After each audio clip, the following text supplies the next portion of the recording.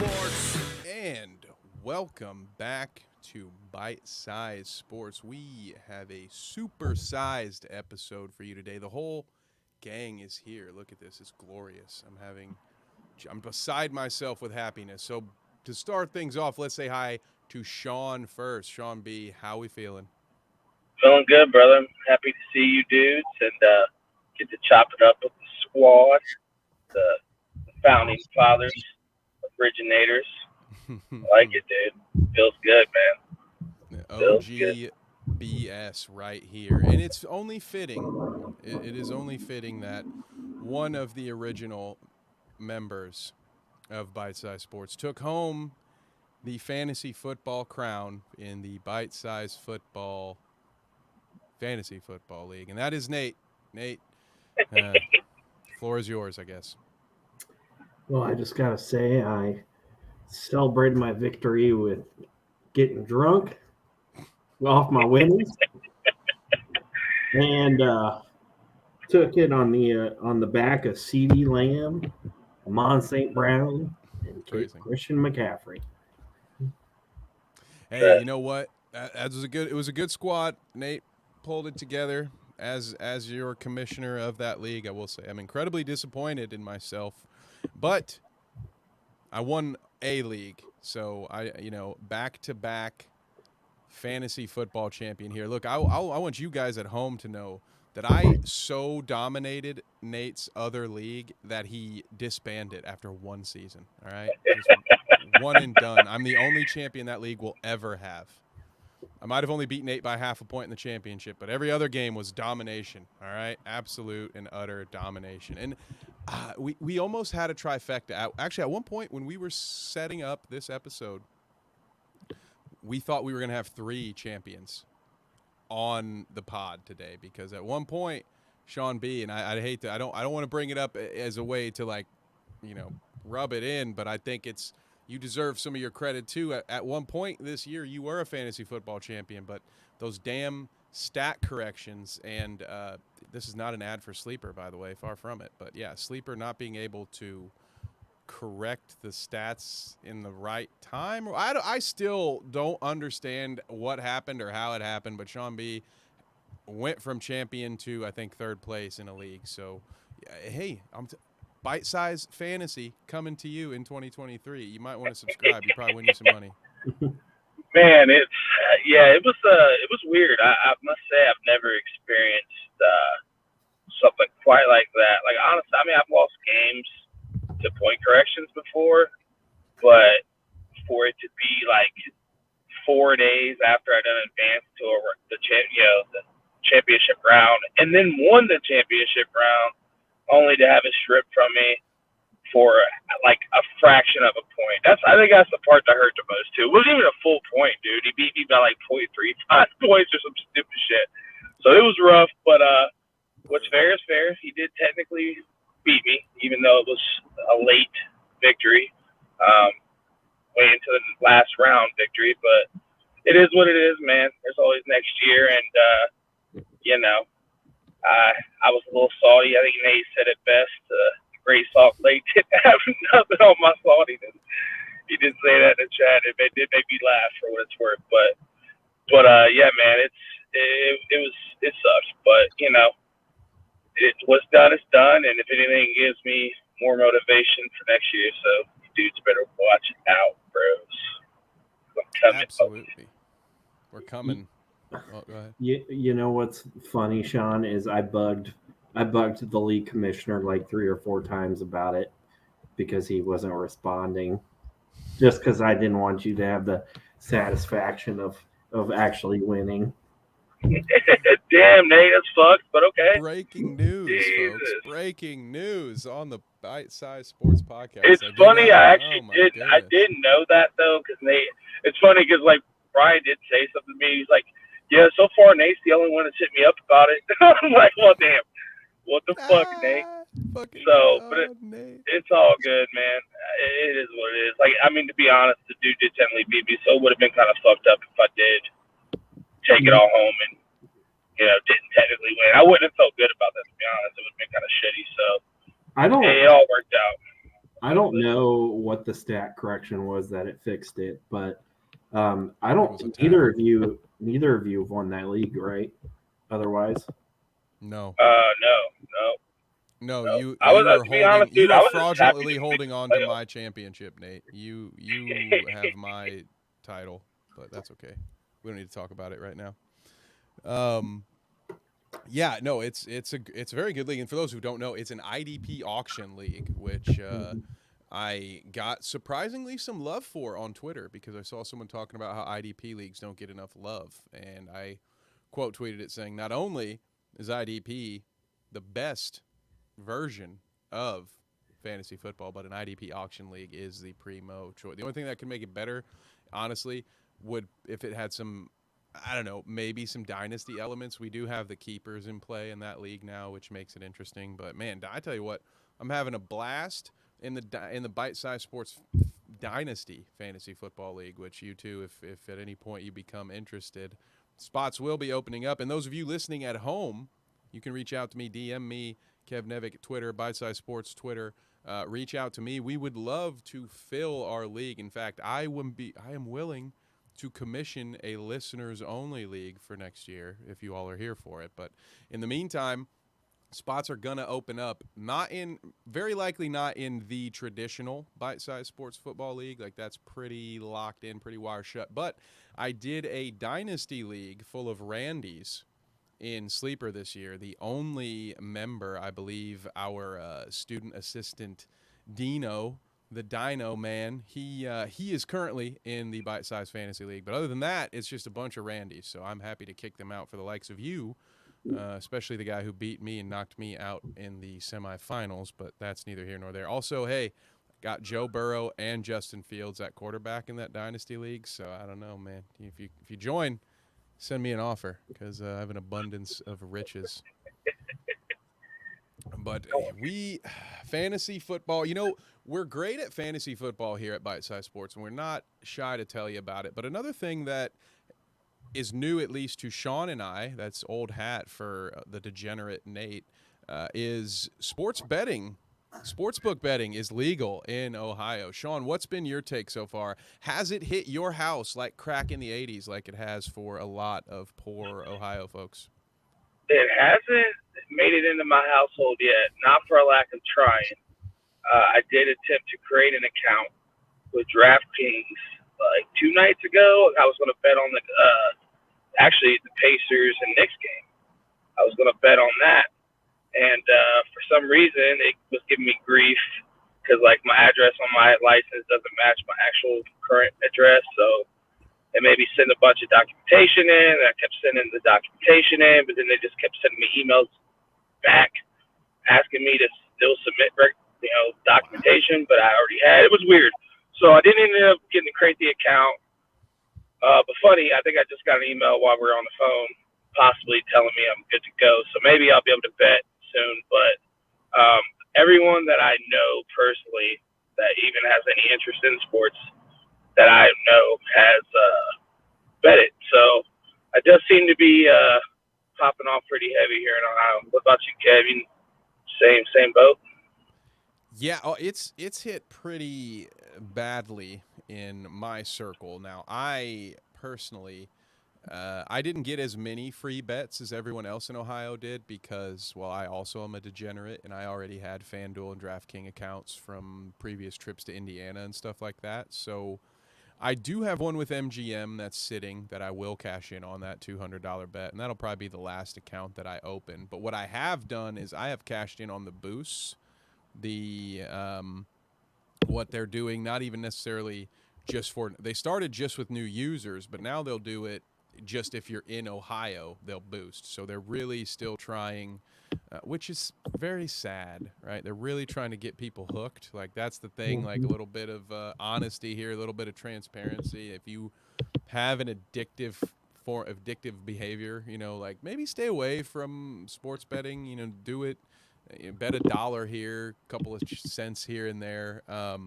But yeah, other than that, I would say be careful. But yeah, I'm doing pretty well. I've got a parlay for you guys if you want. Now, this is all for fun, so don't at me if you lose money on this. But I have been spending a lot of time researching the Chargers-Jaguars matchup coming up tomorrow night at 8 as part of my job over at Stadium Rant. So here's a little same game parlay I ran up. I want to hear your guys' thoughts on it and see if you would take it. So we have Austin Eckler anytime touchdown scorer, Austin Eckler under 50.5 rushing yards, Travis Etienne over 78.5 rushing yards, and Evan Ingram over 39.5 receiving yards. Those odds are plus 1142, so my little $1 wager will pay me 1243 if I get it. Nate, I'll start with you. What do you think about that bet? I'm not so sure. I'm not very good with the same game parlays, to be honest with you. I just have a straight one going for tomorrow. I just picked, although I'm kind of concerned I might mess with it and change it because I can cash out my bet right now. But it's actually for all the games. It's Niners, Bills, Vikings, Bengals, Cowboys, and then I picked Chargers +5. Okay. Who's giving the Chargers 5 points? You can mess with the line. Oh, I see. I was like, wait a minute. What? That's interesting. Okay, so that's a fun little parlay. I see.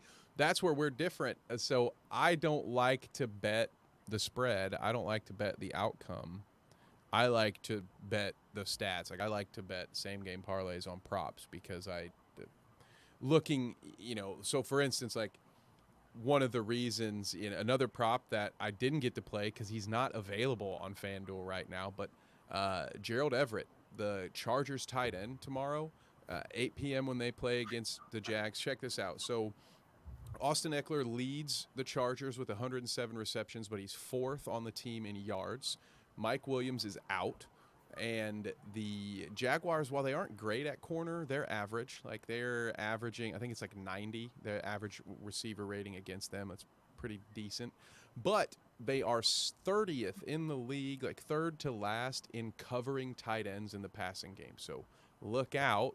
Gerald Everett, Chargers tight end, take his over. He's going to have a day on Saturday. There's no over under, but there's alternative receiving yards available for him. So I think 25 plus minus 174, 40 plus 142, and then obviously it goes up from there. I would look closely at the 40. 25, I think, is easy money in this game because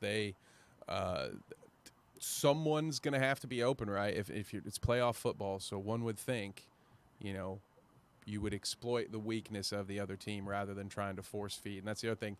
Chargers don't run the ball well. The Jaguars stop the run very well. That's why I'm taking Eckler on the under at 50. In week 3, when these two teams played, it was Robinson, not even Etienne, carved that defense up for 125 yards. So I very much think that Travis Etienne, who's rushed for 1,200 yards this year, can easily get to 79 in this game. So, but that's where it's fun, I think if you do it within reason, that's what I like. I like stringing together those 4 bets. I put them together. Now my $1 could turn into $12. But the other thing I like to do, which is really skanky, Sean, here you can try this.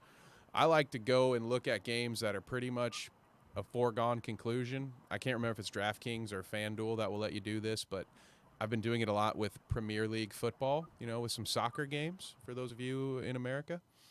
And you can bet it'll be like minus 2,000 or something. So you bet like $5 to win 2 cents. But hey, baby, profit is profit. So you can jump into these games. It'll be in like the 88th minute and someone will have a 2-goal lead and you can just bet for them to win and make the easiest 2 cents you've ever made in your life. So, there's a long haul to this thing too. But Sean, what are you looking at? Are you going to make any bets this weekend once you get the DraftKings A-OK? I probably will, yeah. If it comes through in time, I'll probably bet on playoff games this weekend. So Very cool. Not Very sure cool. what I'm going to bet yet. I'll probably do. I mean, do they have like some standard pick'ems that you can do? So like pick the Absolutely. winners. Yeah, Do absolutely. you have to like hit the spreads on them though?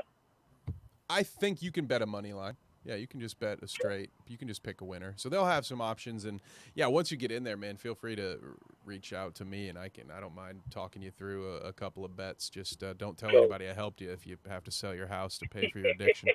Um, yeah, but no, it's good, and I think that is another thing we're going to look into. So 2023 is the year of expansion here at Bite Size Sports. Those of you who've been watching, you're probably picking up on some of it already. You've seen we've got a morning show, we've got a night show, we've got multiple streams. We're doing all kinds of stuff.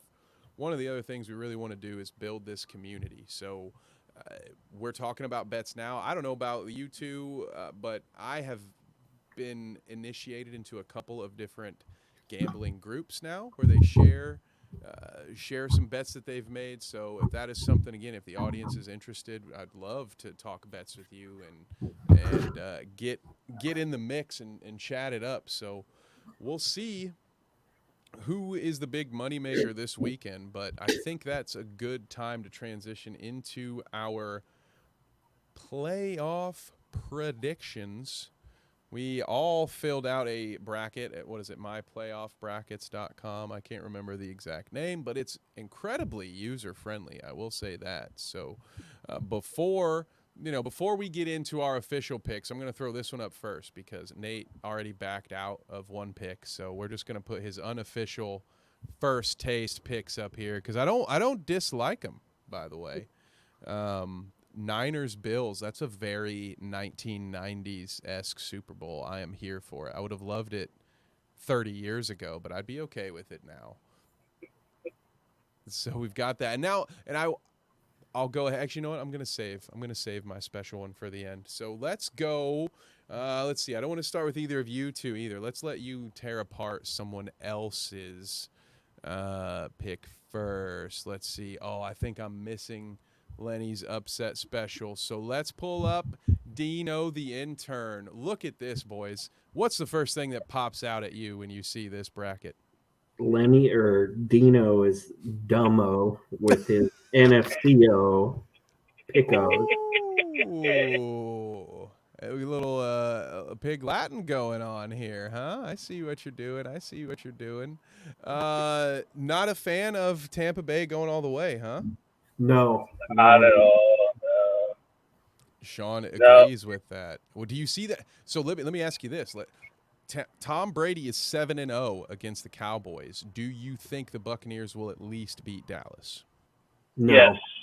No. Yes. Ooh, okay. Sean says yes. Nate says no. I also say no. I think that this Cowboys team is going to win at least a couple of games. We'll get into my bracket here soon enough. But yeah, Tampa over the Cowboys.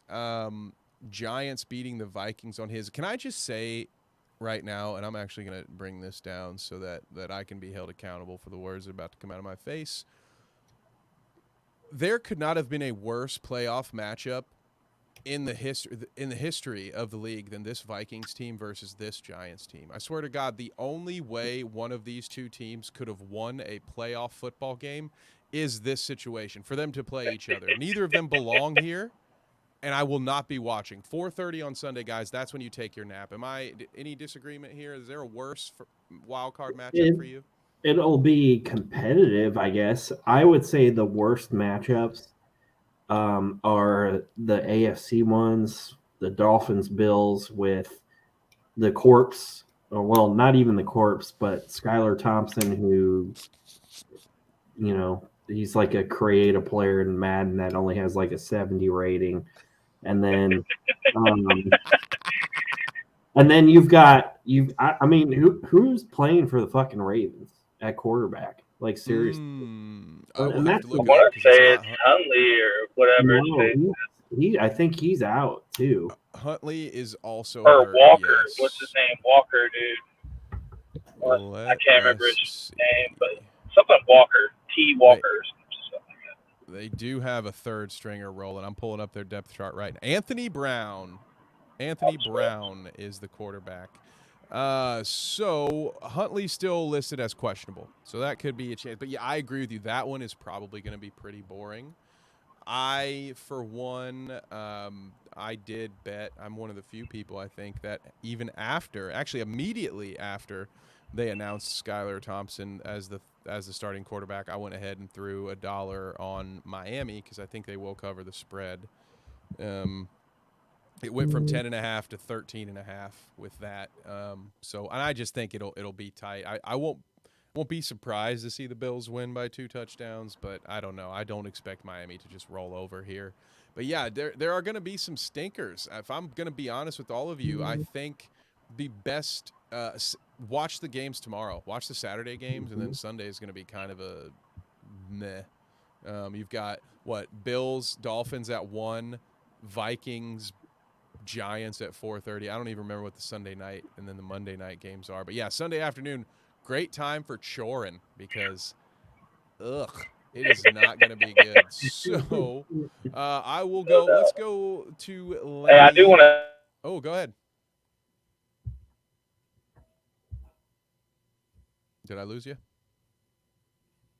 Sean, I, you're. th- I think we have lost him. So, Do you hear? oh, there Hear me he is. now? Yeah. Yes. What were you saying, sir? My bad, dude. So, yeah, so I did want to say something about Dino's pick that really stood out to me, and not in a good way, but he's really got the Ravens beating the Bengals, which blows my mind. Um, I I would didn't catch love that. someday to get his input and why he made that pick, because I would love to hear what he has to say, because I don't think anything he would say would make any fucking sense, because that's a terrible pick. You make sure he Well, knows that. And he's going to be yeah. stuck bringing us coffee for the rest of his internship because he's fucking up right now. I'm just saying that's a Yeah. terrible pick. Make sure he knows. He definitely will know. And I will say, in his defense, which I still would not have made this choice, which you'll all be able to confirm here momentarily. He sent his picks. He was probably one of the earliest to send them in to me. So Lamar had not officially been ruled out when he submitted his picks. So if I'm going to play devil's advocate and try to make an excuse for him, I'm going to say that he was holding on to hope that Lamar Jackson would play. However, that's still not enough for me to think that the Ravens would beat the Bengals in that scenario. So, That but is fair. if you think that's bad, wait till you get a load of Lenny. So, here he is on the Twitter feed. Wasn't able to pull up the photo for some reason. I swear I thought I had it here, but I don't. So here we go. Bills over the Seahawks. Now, Lenny, let me preface this in that shit-eating Lenny with the little grin on his face did say that, I meant to say little Lenny with the shit-eating grin on his face, and that came out very badly. But he did say this was his upset special bracket. So, and that should be pretty evident with all that green you see running rampant through the NFC. But let me ask you guys, what do you think about this?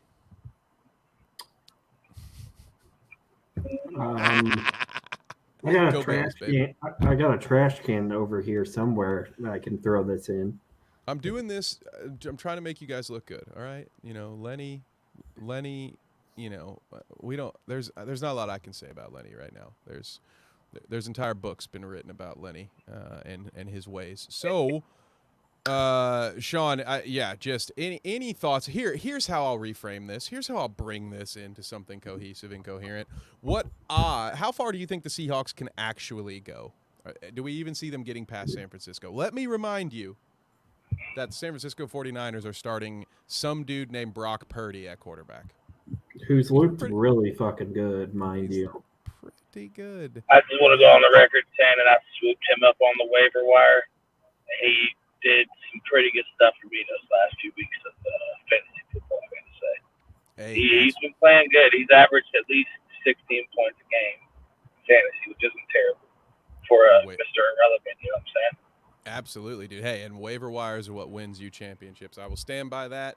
My last 2 champions, I committed exactly 0 trades, but I won the waiver wire down the stretch. And that guys like that, that's how you do it, folks. But yeah, I am hesitant. I've seen a lot of 49ers love getting them all the way to the chip.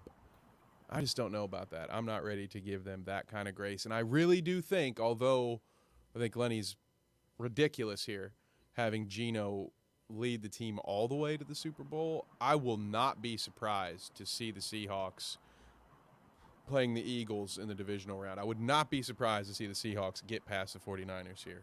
I might be crazy. That's completely fine. But I'm sticking with it. So here, do one of you want to volunteer as tribute to go next, or should we put me up on the altar so you two can I'll fillet go me? again. Nate, let's go, baby. Let's go. And that's a pretty good segue, seeing as I just dumped all over the team you picked to win.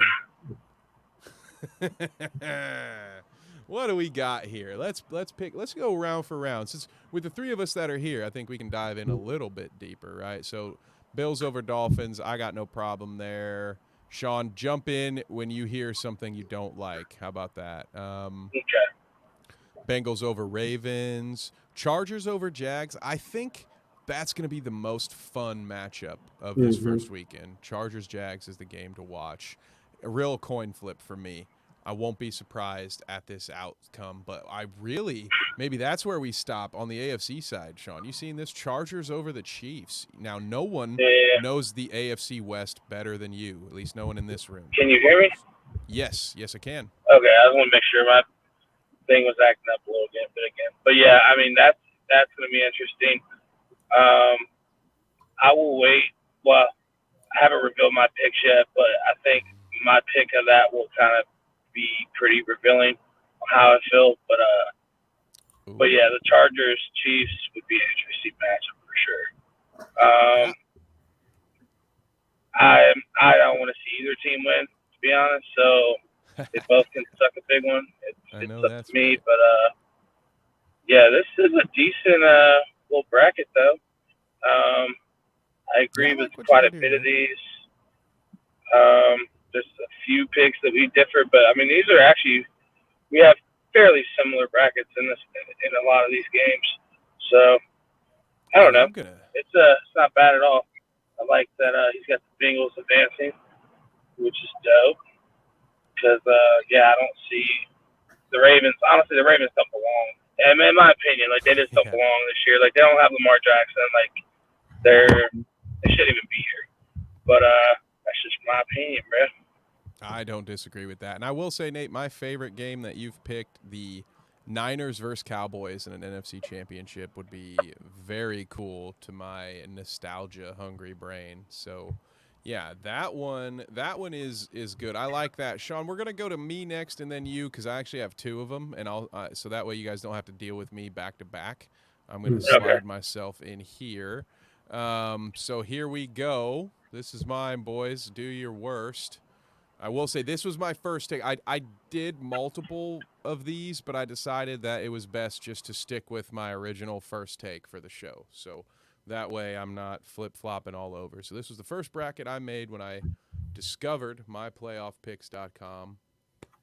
I don't hate it. I mean, the Bengals over the Chiefs makes a lot of sense because I don't know what voodoo Cincinnati's got over Kansas City, but like I mean Kansas City can't seem to find their way out of the fucking ocean if the goddamn land hit them in the face or something like that against the Bengals.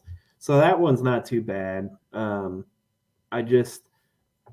don't think the Cowboys are consistent enough to get to the to the big game there. But I mean, it's not terrible. Like it's not Lenny level or Dino picking the Bucks for whatever goddamn reason he decided to pick them. Hey, if he's right though, you never know. Sean, what do you got? What do you hate most about my bracket? Honestly, man, like I think your and my brackets are a lot more similar than mine and Nate's, but there really isn't anything that I do hate about this. I mean, I will tell you, I don't see the Cowboys making it past the Bucks, but I also don't have the Bucks going far at all. But I just think, I don't know, I don't have much trust in the Cowboys. Like, I feel like in my opinion, they're choke artists. So, like, I think they'll probably play a decent game, but I think Tom will find a way to weasel that game in his favor. But yeah, man. Other than that, It there's nothing does I do hate. that. Like it's actually a pretty solid bracket. Like I could see it playing out like that quite a bit, actually. Well, I appreciate that, and yeah, to speak on it a little bit, I will say I think the AFC. I don't know, not that it's easier, but to me, there are more defined, clearly better teams in the AFC as Yeah, compared to in the NFC. for Tell sure. me who you like who I and maybe this will be a time for us to stop briefly and talk about the Eagles because the three of us haven't had a chance to talk about it, but I have been one of the few since like week 8 or 9 that has been saying this team isn't that good. Like they are not. What were they at one point? Were they 14-2 or whatever? Like they weren't. They weren't as good as their record indicated. We're talking about a team that barely beat the Colts. We're talking about a team that barely beat the Texans. Like they are not. The Eagles to me, it's they're not a heavily favored one seed to me. Like this isn't something where I'm like, oh wow. Like in my opinion, only the Chiefs, Bills, or Bengals is going to beat the Chiefs, Bills, or Bengals, right? Like there's those Mhm. three, and then there's everybody else. I don't see that with the Eagles. What do you guys think? Do you agree with me there, or is the NFC a little more cut and dry than I? Because to me, this is chaos. I could see any one of these teams not named Minnesota or New York actually ending up in the Super Bowl somehow. I don't think it's not as clear cut who the top people are in terms of like you can look by the seeds, but I mean I think there's it to me it personally obviously since I picked them the Niners are the top team in that you know that side of the bracket there. Um, I don't know that I really trust the Eagles moving forward. Um, and Dallas, I mean, they did have Gardner Minshew, but Dallas did beat them, and they almost beat them with Jalen Hurts. So, you know, I just, yeah. And then Minnesota, obviously, what are they, 11-0 in one score games, 7-0 or something like that? Yeah, Um, to so, their yeah. credit, yeah. I mean that's we knock them, and I think rightfully so. But winning those close games has to count for something. What about you, Sean? Are there? How do you feel about the NFC? Is it a little more I easily mean, defined for you? no, I mean the AFC definitely. I will say this: like I think the AFC, no matter if it's the Bills, Bengals, Chiefs, like whoever makes it out of the AFC to the big game is going to win it. I just don't see any team in the AFC that is strong enough to beat any team coming out of the AFC. Like it's going to be one of those big three, right? Like it's either going to be the Bengals, Chiefs, or Bills.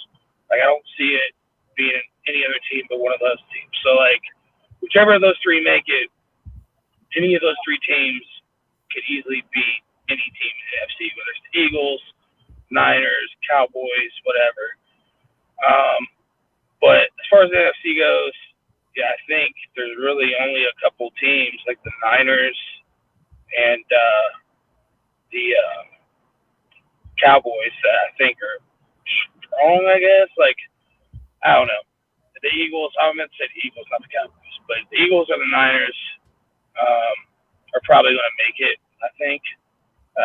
And then yeah, it's pretty weak. Like you got the fucking Seahawks in there, man. You got like teams that are just like what the hell are they even in there? Like the Giants. Like who saw that coming? Like I don't know, man. It's just kind of a weird lineup coming out the NFC, bro. Seattle. Before we move on, because I do want to look at Sean's bracket here, but you mentioned Seattle, and I just have to take a stop here because I will say I agree with that take, Sean. I think that's a very good take. I think the AFC Championship this year is essentially the Super Bowl, but uh, or at least it'll feel like the championship game or it might even actually be a divisional game. The way things might shake out, who knows? If one of these big three gets upset, we may have our de facto championship played in the second round, which would be awkward. But I do want to say, like, how smart does Seattle look right now? They're in the playoffs. Denver won 4 games, right? Something like that. And how smart do they look for not committing all that money to Russell, getting somebody else to not only pay the man, but to give them assets in return, and then to hold to their guns while hey, this is a time for me to raise my hand and say I was dead wrong about Geno Smith. I was one of the first people in line to mock that decision, and holy shit, am I eating my words? And am I happy to do it, by the way? Like, very happy for Geno. But shit, how smart do these guys look? Now they're talking about him getting a big deal and staying in Seattle or maybe getting big money elsewhere. So I don't know, man. I could see him getting not to jump in, because obviously we're talking about other things, but I could see him getting a Tannehill style deal, not like a, whatever the fuck Kyler Murray and Russell Wilson got, but Tannehill seems about the benchmark right there. That is fair. A nice, like a long, Yeah. an extended bridge, right? Not like a Yeah. 2-year bridge, but he's your like, let him be your Alex Smith until you find your Pat Mahomes, right?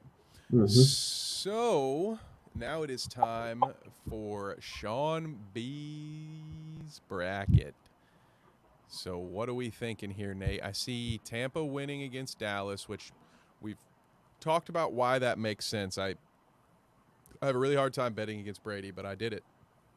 I personally did it this time around.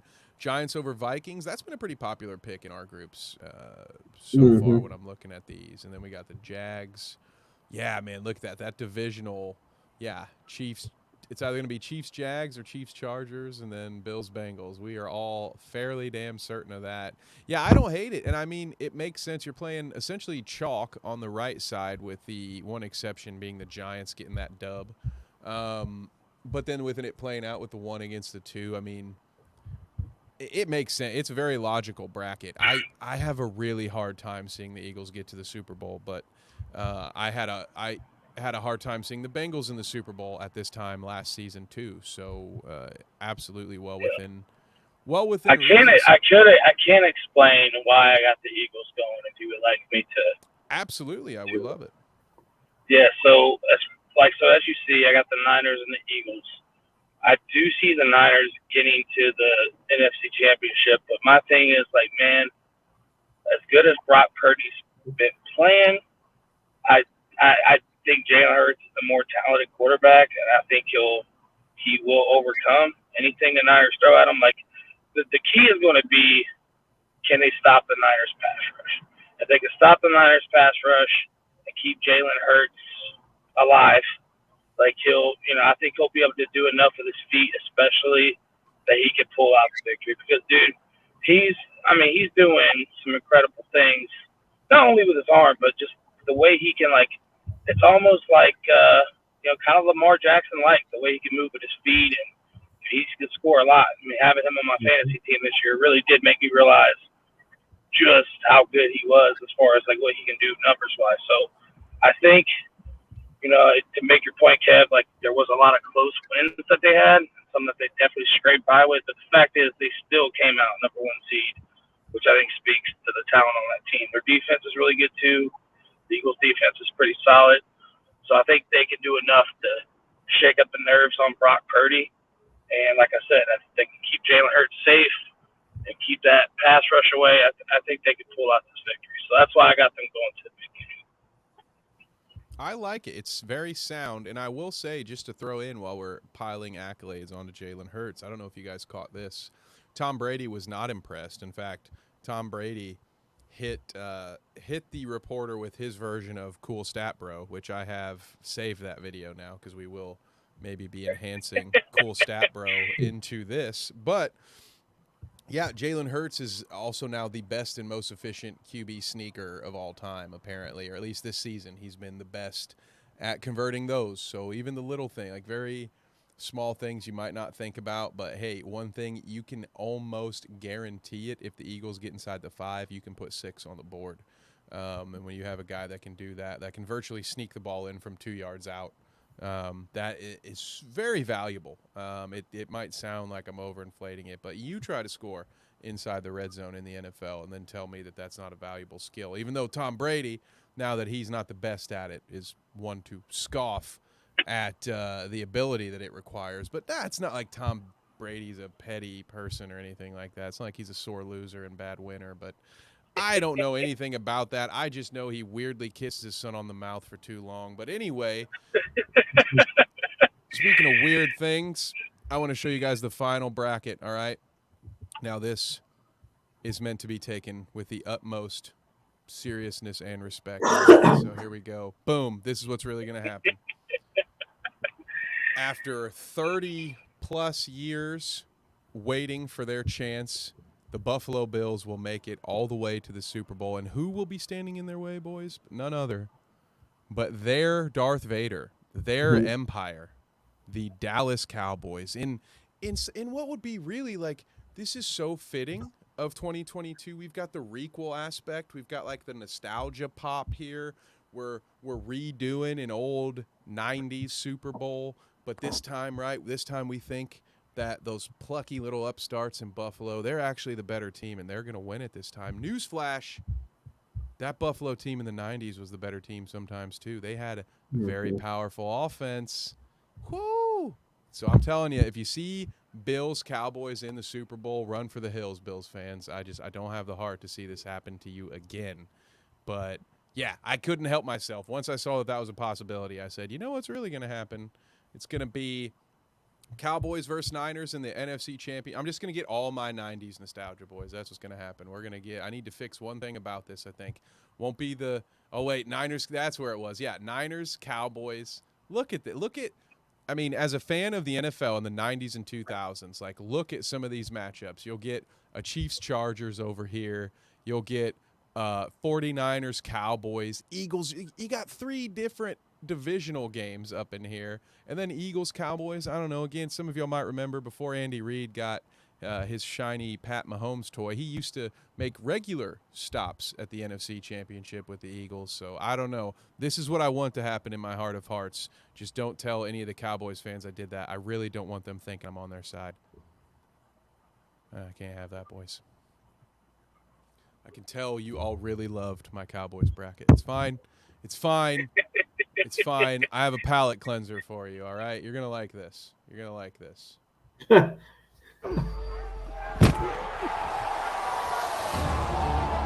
the fuck out of here! Get the fuck out of here, bitch! That's right. Do that shit again, bitch! Do that shit again, bitch! Do that shit again, bitch! Do that shit again, bitch! I can't fucking believe they brought this back. Jesus Christ. Thank you for making that a very legal hit. Good job. He mad because he a fat bitch. He don't want to do this. It won't fucking work, bitch. It won't fucking work, bitch. Look at my tits. Look at my tits. Don't fix it, let him see it. My favorite part was there at the end when she says, look at my tit. Don't fix it. Let him see it. Because that's the part that throws me about this. Is like, why are they in sports bras, dude? You know, like. So my question is, yeah, you're in a sports bra, but like, what part of actual football pants is lingerie? Like, Yeah, they're just wearing leggings, dude. It's rough, man. And like these women are probably tougher than a lot of dudes playing arena. Like that's a tackle. Like that's a real tackle, you know? They're going out here getting all kinds of rug burns and turf burns. But yeah, it throws me. Now, listen. I'm not one who, like, I'm not above the male gaze, okay? Listen. All right. There are a number of attractive women on that football field, and I don't mind looking at cleavage any more than the next guy does. But doesn't it kind of feel out of place, like, in this scenario? Like, I don't... it's kind of dumb, honestly. Right? Like, am I wrong here, guys? Would you be... Like I said, there's a joke where she's trying to get the ref to see her because her titty popped out, and so she wants the ref to see it, probably, like, as a joke, to be like, hey, don't you want to see it? You know, give us a good call later. But, like, I really don't think I'd get any enjoyment out of seeing a running back's breast slip out of her shoulder pads. I don't know. It just feels like a weird time to be having titties slip out. But maybe I'm putting too much thought into this. Let me ask you guys, will you watch the LFL? Are you ready for this? No. What about Yeah, you? I already got season tickets, dude. Of course you do, Sean. Sean's like, No, well, I he's like, you should see the other angle where you can see your nipple. It's great. No, go ahead. But no, I actually did not even know this was a thing until just now. That's wild. I probably won't watch it actively, but if there was something like this that popped up in my feed, like clips or whatever, I'll check it out just because I'm sure it'll be funny. It was trending on Twitter, but yeah, I'm not going to be catching any Monterey games anytime soon. I tell you what, she gives Draymond Green a run for his money as far as best mic'd up athletes, though.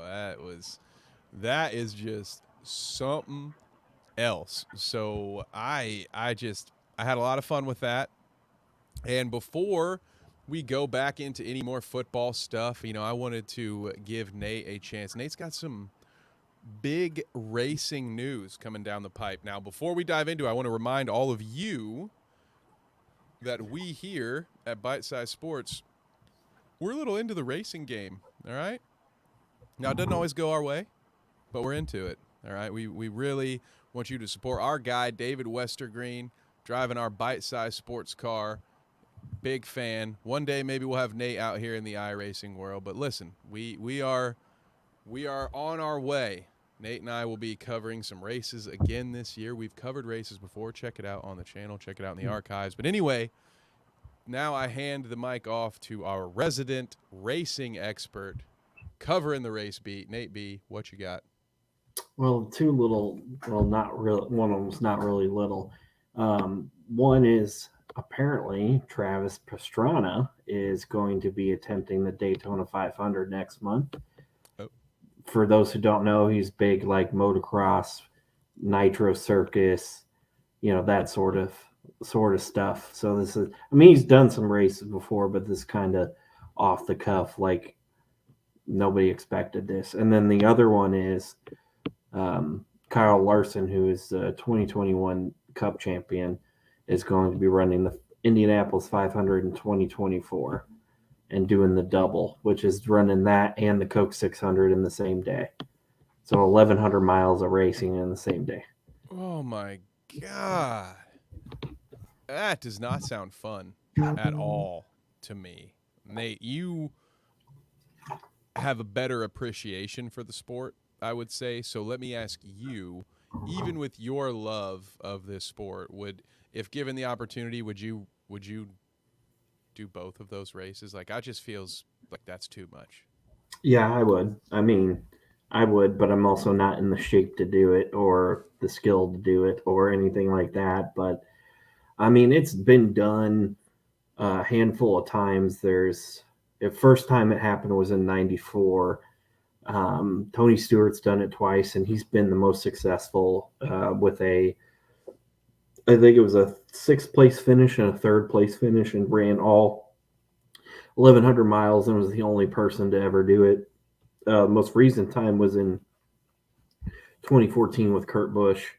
The person that's done it the most is Robbie Gordon. He's done it 5 times with, some mediocre success, I guess. So, and the fact that he's running with Arrow McLaren, which is, up and, I don't want to say up and coming, but, rising to the top. When you think of McLaren, you think of some success there. So, what that too. Yeah.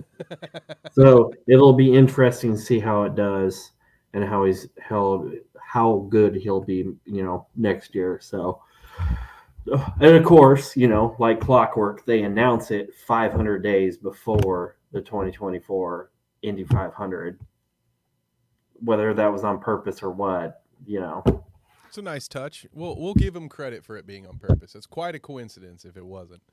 So we'll just at least give them the credit for being super smart. So what is up next? Like, what's the next big race that you are looking towards, Nate? Like, what's the next one maybe that you're going to, or maybe if you're not able to go to it, what's the one that you'll certainly be watching?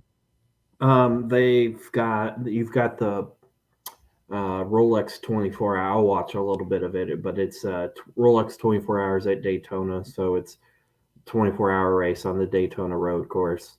After that, you've got the Busch Clash, so the exhibition race for the Cup Series, and that'll be at the LA Coliseum. They built a temporary track on the inside. It's pretty neat. And then you got the 500 after that. So Formula One and IndyCar don't start till like March, end of February. So it's just those couple of things that are coming up. We are getting there. Well, I'm excited. I'm looking forward to those popping up, and I'm looking forward to us covering it right here on Bite Size Sports. Hopefully we will still have Sean here. I know he will probably checked out during the racing portion of the show, but that's okay because this next question is for you, Nate. According to Ian Rappaport sources, the Bears are expected to name Big Ten Commissioner Kevin Warren as their new president and CEO, a major hire for the organization and for Warren, who spent time in the NFL prior to college football as a top executive for the Vikings. So, Nate, as a Bears fan, how are we feeling? Is this, I don't know if this has been official. This is a yesterday's news kind of tweet, so I don't know what new has come, so please feel free to enlighten me. But if this is as it lies, how you feeling? I've seen some stuff that they're going to kind of do it similar to like what they were doing with Ted Phillips, who was an accountant helping on the football side of things.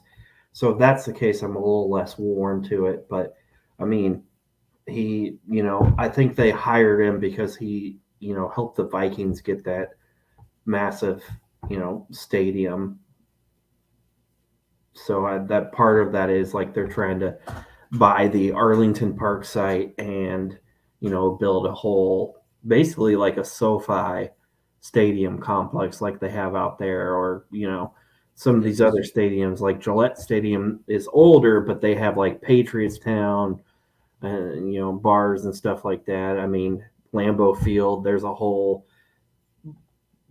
Packers Hall of Fame and other things out there. So it's just a matter of, are they going to do it at Arlington Park or whatnot? And Kevin Warren helped with that.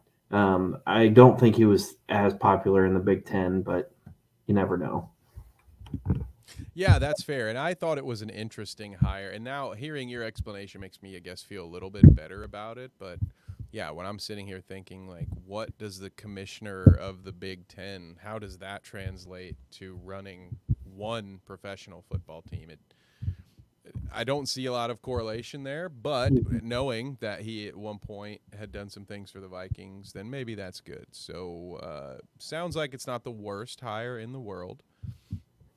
But we also have, I wanted to bring this up because we talked about it earlier in the show. So here we go. We have this for you. Sean, Lamar Jackson officially did not practice today and is not expected to play Sunday. He has already, Lamar confirmed that himself with a tweet. But Tyler Huntley resumed throwing yesterday and was listed as a limited participant at practice. That doesn't change anything for us, does it, Sean? Still going Bengals?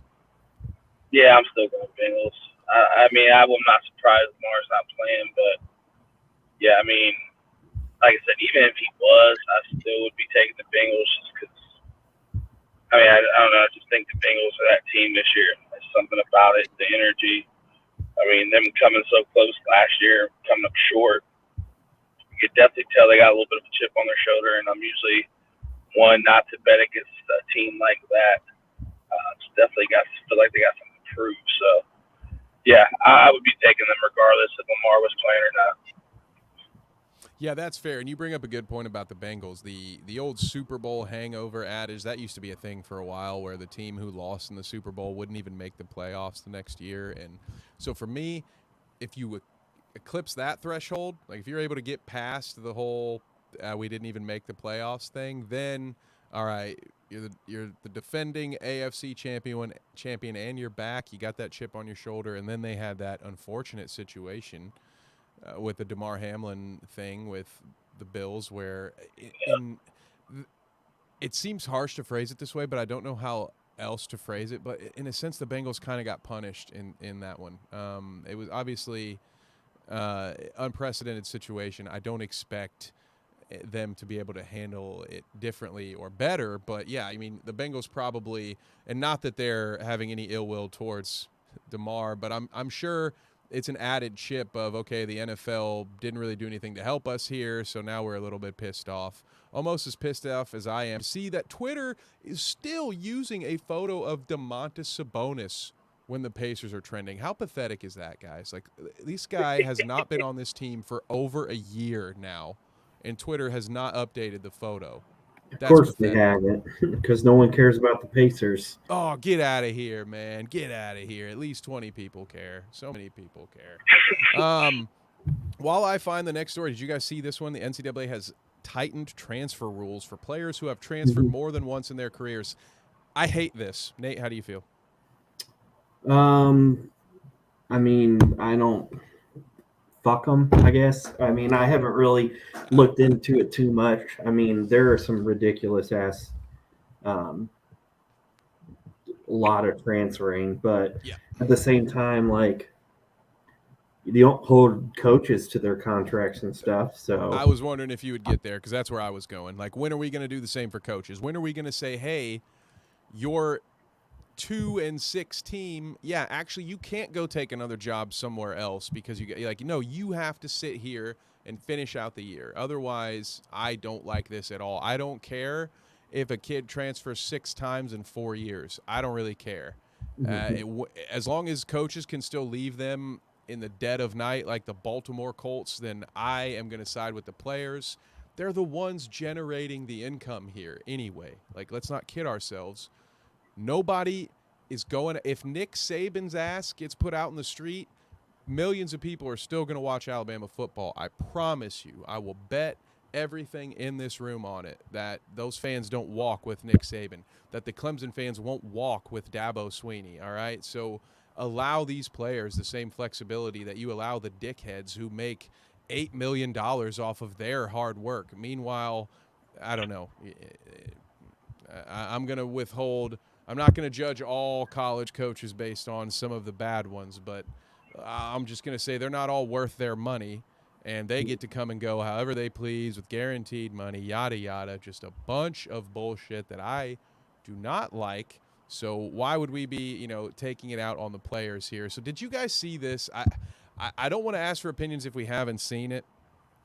So did you see the video, the New Year's video between Dana White and his wife? Sean, are you up to date on this one? I heard about it, but I did not see the video.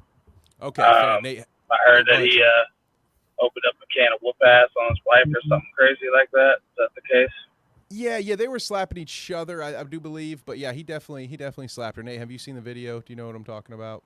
yeah, I have, and like, you just can't be doing that sort of fucking shit. Like, I know she, was a participant, but Oh yeah, by no means was that. what the fuck, man? Yeah. And then the fact that he says something stupid as fuck like this. You tell me I take 30 days off, how does that hurt me? Like, dude, seriously, shut the fuck up, man, and just take a punishment. Like, don't be a bitch like this. Exactly. And that kind of was my point. And that's why, Sean, for what it's worth, I don't know that not seeing the video, I don't think is a prerequisite for having an opinion on this topic. But that basically what we're getting at is the man slapped his wife and got caught doing so on camera. Again, as Nate and I both mentioned, like, yes, it was not a one-sided thing, but we both are in agreement that as the man, like, that's your job to walk away from the situation, not to slap your wife. But the question I have, or what I'm getting at here, is Dana White is in a unique position because he's the boss. So there is no one to suspend him. If one of his fighters did this, damn straight they're suspended, right, because of the PR and all that stuff. But Dana White, much like Vince McMahon, who we probably won't talk about much on this show, but who I have been talking about at length on some other programming, they're in these unique positions where not only are they the boss, but they own enough of the business to be able to just do whatever they want. So no one's gonna be able to hold this guy accountable. So for him to go out here and say something this fucking stupid, if I take 30, how does it hurt me? It hurts the company. Well, hurting you hurts the company, dipshit. Or hurting the company hurts you. Like, Right. it's one of those things. Like, yeah, you might have to. God forbid you be accountable for negatively impacting people's lives whom you've negatively impacted. Like, that's so dumb to say, oh, well, no, I can't be held accountable. Other people might suffer. Well, like, other people are already going to suffer because of this. You're just a coward. So, Sean, what would you do if somebody, what do you think Dana White should do? Do you think, should he suspend himself, or should he just say, I'm the boss, I'll slap whoever I want? That's tough, man. I mean, sorry, I didn't make it easy for you. No, you're good. It's just like, I think he should definitely step away. for a little bit. If he gives a shit enough about the UFC to where he wants to save his company and save the brand, then in the public eye, yeah, the right thing would be to do is step to the side for a little while, maybe put someone else, as the face for a little bit so he can kind of redeem himself. But it doesn't sound like he's going to do that. And I can't say I'm surprised because I've always thought he was kind of a piece of shit. Yeah, he's Just kind of a the dick. vibes he's given off throughout the years. He's never. I can't say I'm surprised he's kind of dude that beats his wife. Like, that doesn't surprise me. No, sadly The neither. fact that it's been recorded, caught on camera, and now here we are trying to hold this dude accountable, and he obviously has no sense of self-accountability at all. So, yeah, it's hard to say what he's going to do, but if I had to guess, he's probably not going to do shit. He's going to keep going about his life, and guess we all can suck it because he's Dana White and he's the boss. So, No yeah, kidding. The worst part about this whole thing is I'm just now realizing how much me and this chode look alike when you have my small picture right here next to this. That is embarrassing. It's okay. Not all bald people can be as beautiful as me, Dana. It's quite all right. You'll get there someday, bud. But there we have all of that. We are closing in on an hour, so I do not want to keep you guys too much longer. I don't know. I'm at your leisure here. So, what do we have? Is there anything that I haven't brought up that we wanted to talk about? Nate, do you have anything that is burning at you you'd like to discuss with the folks? Any new hot news stories in the sports world? I don't think I really have anything else personally. Wonderful. I've got so much NBA stuff, but I will spare you too because I know you probably don't want to hear it. But the NBA All-Star voting is a sham right now. What about you, Sean? Any stories that have popped that we haven't gotten to that you wanted to get to? No, I think we pretty much covered everything that I had thought of or wanted to talk about. So yeah, nothing's really sticking out as of right now. I would love to hear some NBA stuff, but considering we are approaching that hour mark, probably wouldn't want to hear it tonight. But I'm definitely down to chat it up about some NBA soon because there's a lot happening. There's a few questions I have for you as well. NBA related. Hey. My door's always open, and we're doing not only the Bite Size Sports podcast, but this program right here, Super Size Sports, whenever I'm blessed enough to have guests. But we've got late night bites and biting early. So, dude, I'm out here. We can talk about this anytime. But, yeah, what I will do, I guess, is to do something fun to wrap this up before we say goodbyes to everybody. I will just let you each tell me. I got 2 quarterbacks alleged to be on the move. Both of them are mentioned in the same breath as my beloved Colts. So we've got Derek Carr, Aaron Rodgers. I'd love to know from each of you where you think you'll see them playing next year. So I'll start with you, Nate. Where do you see Rodgers or Carr, whatever order? Where do you see them playing? Green Bay for Rodgers, and I'm going with Washington or the Jets for Carr. Washington or the Jets. Okay, I like those. Okay. Sean, what about you? Where do you see Aaron Rodgers and Derek Carr playing next year? So I think Aaron Rodgers is going to retire. Ooh. And I think Carr will wind up in New Orleans. New Orleans. Ooh, yes. I Okay. like that one too. For those of you who don't know, Dennis Allen is the coach of the New Orleans Saints as of right now, and he also was the first NFL head coach that Carr played under. So there's some history there. There's some, they still talk. Supposedly, they still communicate with each other fairly regularly. So there's a relationship there. And New Orleans has some intriguing pieces. I think that Derek Carr would, have some appeal for. And, the other teams that they talked about, like the Panthers, the Jets, the Commanders, these are all teams that are just as dysfunctional, if not more dysfunctional than the Raiders. I know David Carr, Derek Carr's brother, has said publicly that wherever Derek goes, he is looking for somewhere with some organizational stability. And quite frankly, a lot of these teams that they've been throwing around don't have that. So I think of all the ones that have came up, the Saints seem like probably the best option. I know the Colts have been mentioned, but again, not to throw a knife in your side there, Kev, but they aren't known for stability either, brother, for quite a while with the Jeff Saturday situation, and don't really know what's going on with that. And I know he's just looking for somewhere that has some like stable pieces, especially from like the front office and coaching aspect. So if I had to pick, as of right now, I think it's probably going to be the Saints for Carr. Yeah, good reasoning too. And I would say, oh, I'm sorry. One more thing that's worth mentioning. He does have a no trade clause. So at the end of the day, he does get to fairly determine where he goes. So he can obviously axe any shitty team they throw at him, like the Commanders or whatever.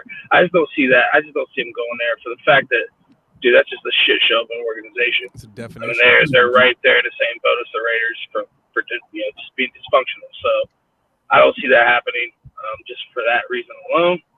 But yeah, that no trade clause is something definitely to keep an eye on. It's going to make things interesting for sure. I agree with that, and good reasoning too. I agree with a lot of what you've said, and yeah, maybe last year, going into last offseason when this rumor started with Derek Carr and the Colts, they would have had that, because at that point they would have had Frank Reich was still there. There was a lot of consistency, and that is the one thing about the Colts. I don't view it as a positive, but if you're looking for a steady hand, Chris Ballard's going into his 6th year as a general manager, so the Colts do have that going for them, and they do seem to be taking their head coaching job seriously. They've interviewed a lot of quality candidates. They aren't just resting on their laurels, so to speak, and banking on Jeff Saturday somehow just magically becoming. So is he pretty much out? Because I'm not super familiar with that situation. It's pretty much known that Jeff Saturday is gone. No, not at all. But he's absolutely a candidate. But Eric Bieniemy has been interviewed. Bubba Vitrone, the Broncos defensive coordinator, and who is they just had another one today. So they have another former head coach or another talented defensive coordinator. So they've had I really want to say D'Amico Ryans, but I don't know if that's it. But so they've had 4 quality candidates. I don't know if he's interviewed there, but he's definitely going to be on somebody's radar. Yep, absolutely. And I think it was interesting while we're talking about other coaches, Jim Caldwell. Someone reached out to him about an O coordinator job, and he said, "Bro, I've been interviewed for 2 head coaching jobs. Think I'm going to come be your OC? Get out of here." So, props to Jim Caldwell. I really would love to see that man coach again. Kind of got a bad deal, but I have to answer my own question, right? I guess at some point. Mm-hmm. So, Derek Carr, I am going to say I'm going to stick with the Jets because that's where I originally had thought. Sean made a really good argument for New Orleans, and I'm tempted to just pivot right now. But for the sake of continuity, I'll stick with the Jets. But if Aaron Rodgers goes anywhere, there's only 2 places I could see him going. One would be Vegas to potentially reunite with Devontae Adams. Do they have the money, though? Probably not. No, probably not. And this might be what blows the hole in my next option, which would be, of course, those Indianapolis Colts, because Aaron Rodgers and Pat McAfee are best friends. And, if there's one thing you can say about Irsay, even though he's dumb as a box of rocks, he wants to win. He's dedicated to winning. He just wrote a letter to all the Colts fans saying, "I promise you, as long as I'm the owner, this won't be a team about making money. Our only goal every year will be to win a championship." So while it looks really bad right now in Indianapolis, it's not, to me, without reason. This was a team going into this season. People thought this was a playoff team. People thought this was a lock to win the division. They were just a Matt Ryan away, right? So obviously we've learned the offensive line is trash. That defense, before it got worn down by the geriatric turnover machine that is Matt Ryan fumbling the ball 48 times in one season in his own red zone, that was a top 10 defense. So much of the points, so much of the red zone scoring they gave up was because their opponent was starting drives in the red zone. Like, what are you supposed to do? You just got off the field. 2 plays later, Matt Ryan fumbles, and you're back out on the field on your own 23. Give this defense some slack. So I don't know. if he goes anywhere, because honestly, I think retirement or Green Bay, Green Bay only doesn't sound good to me because of what Alan Lazard just said recently in that post game. Doesn't sound like anybody wants to be in Green Bay right now. But it would be weird seeing Aaron Rodgers play in any other uniform. So if he's gonna do it, I think it's gonna have to be some really weird, unique reason, and either playing with a close friend or going to a situation where he could win and I don't know, just get drunk with Pat McAfee all year might be something he wants to do. So there we go. That's me throwing a wasp in there and shaking the bag around, because I don't think anybody really thinks Aaron Rodgers will end up in Indianapolis, but somehow they were one of the top 5 favorites of places he Yeah, would go. that So was kind of weird. hey, I'm not an odds maker, but I'll bet $1 on that. But anyway, you can see all of our Twitters right here on the screen. So I just want to say thank you to you both, Nate and Sean. I love it so much when either of you can join me, but especially both of you. I hope we get to do this more often. And let me know, folks in the crowd, let us know what you want to see. Give us some comments, all that good stuff. Like, subscribe. We appreciate it. I'll give you each a chance to say goodbye. Nate, we'll start with you. Sound off. If there's anything you got going on, you want the people to follow you somewhere, what you got for them? I don't know. Good. Perfect. That's good. Perfect. You guys follow me. I'll tell you when you can see Nate. What about you, Sean? Anything that I haven't gone over that you want the people to know? No, I just appreciate you having me on. It was nice to do this with both of you. Definitely looking forward to more of these. Even though Nate is as spineless as fuck and screwed me out of $300 in fantasy football this year, I still got love for the guy. So I am looking forward to the next time around. And thanks again, fellas. It was fun. And thank you most of all at home for letting us dipshits do this for you. We much appreciate it. We'll see you next time.